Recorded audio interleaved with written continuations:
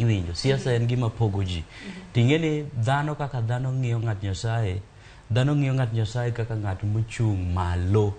En ng'ama represent Nyasaye. Moko nego beni, ma ing'eni oneno ng'at Nyasaye ka, to oneno jasiasa piny ka. Iwinjo. Ma moral bar mar ng'at Nyasaye gineno ka ni malo kabisa.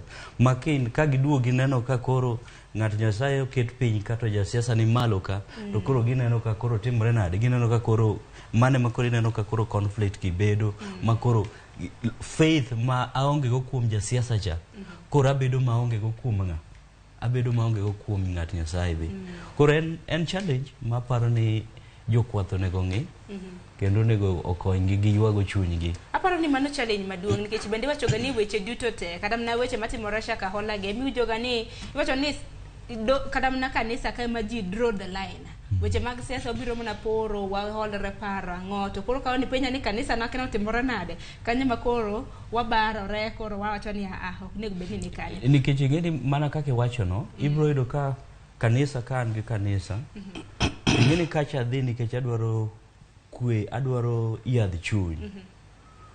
Ma kar siasa na ok important.